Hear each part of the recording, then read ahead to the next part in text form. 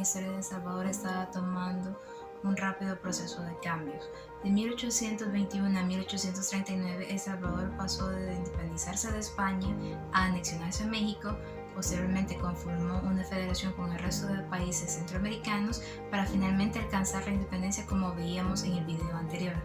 Pero ¿qué significó todo este acelerado proceso de cambios para la sociedad salvadoreña y las estructuras políticas en los años posteriores a su independencia?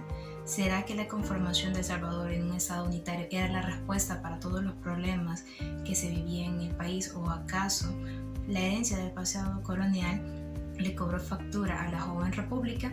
¿Y cuáles fueron los cambios que se percibieron en las sociedades rurales y urbanas como consecuencia de todos estos procesos? Todo esto a continuación. Los años de 1840 a 1871 constituyen un periodo importante para la joven y nueva República de El Salvador, debido a que empieza a construir de manera bastante lenta pero relativamente independiente su propio aparato estatal, su sistema económico, empieza a apostar a la inversión y al desarrollo de las zonas rurales, a fomentar la producción agrícola del café y a la modernización de las zonas urbanas, y todo esto bajo los recuerdos de su pasado colonial. Pero la organización estatal y todo lo referente a la política eran temáticas que el país no terminaba de consolidar. En los años próximos a su independencia, El Salvador se veía inmerso en una gran serie de problemas. Por ejemplo, no tenía su propio ejército permanente. El caudillo llamaba a personas de la sociedad civil para que fueran a servir en un momento y conflictos determinados, sin estos estar capacitados o preparados para poder cumplir tal labor. La organización política en el país era a través del caudillismo, el cual se refiere a un sistema político de carácter autocrático basado en el poder, que proviene de un líder carismático en función de su prestigio. Este suele ser llamado caudillo. El término caudillo proviene del diminutivo latino caput, que significa cabeza o cabecilla.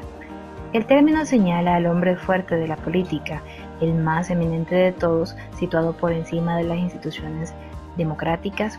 Al mismo tiempo, su vulnerabilidad es más común cuando la democracia empieza a instituirse en los países, cuando éstas están débiles o también cuando están en plena decadencia.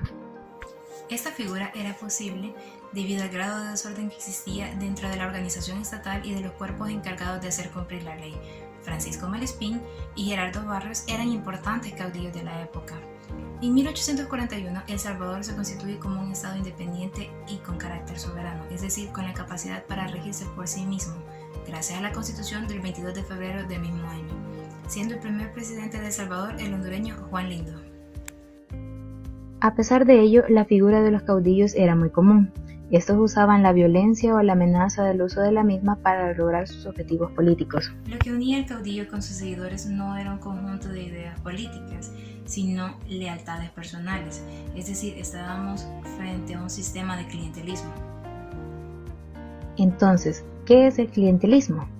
Dentro de la política, este hace referencia a un arreglo extraoficial sustentado en la lealtad, donde se da un intercambio de bienes o servicios entre una persona poderosa, conocida como el patrón, que se vale de su influencia y medios dentro del aparato estatal para dar ciertas ventajas o protección a una persona socialmente menos poderosa, es decir, el cliente, que le ofrece un respaldo al patrón.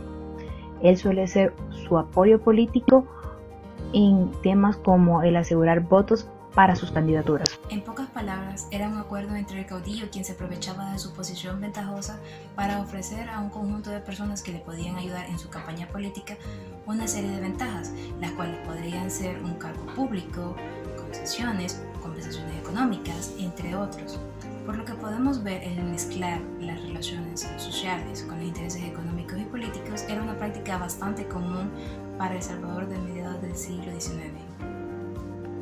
Entre 1840 y 1871, los cambios de poder de un grupo político a otro se llevaron a cabo o bien por la vía de los procesos electorales directos o por el uso de la fuerza, pero la conformación de un partido político estaba lejos de existir.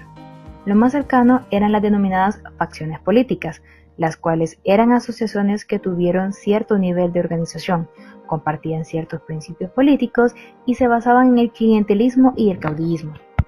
Al mismo tiempo, el periodo federal había heredado a El Salvador la división de facciones conservadoras, las cuales apoyaban la centralización estatal, y otras facciones denominadas liberales, las cuales todavía tenían esperanza de conformar una federación.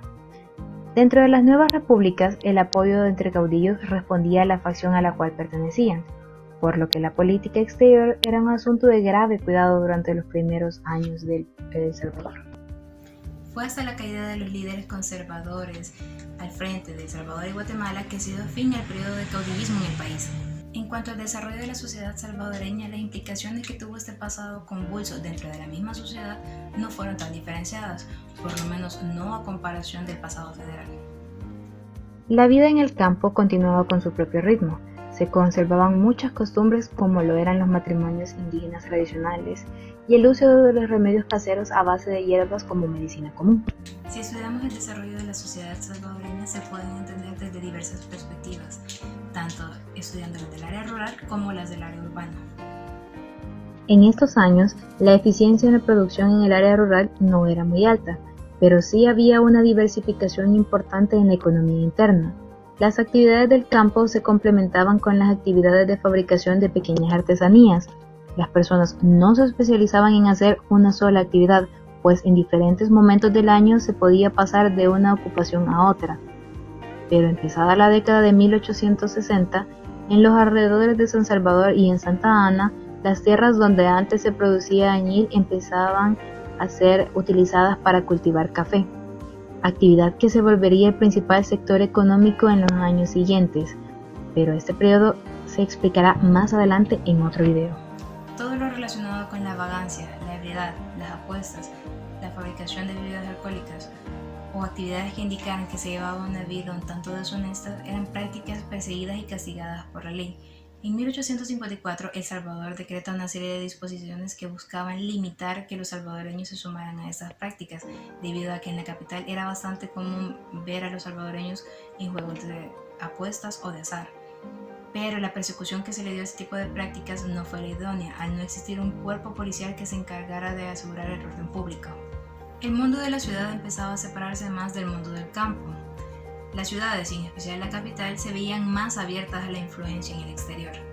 La arquitectura de importantes edificios se inspiraba en los diseños europeos neoclásicos. Del mismo modo, los servicios públicos empezaban a modernizarse en la ciudad. En 1840 empieza a aparecer el alumbrado público con la ayuda de los faroleros. Del mismo modo, se introdujo un sistema de cloacas y de cañerías metálicas para sustituir el sistema de acueductos de barro heredado de la colonia.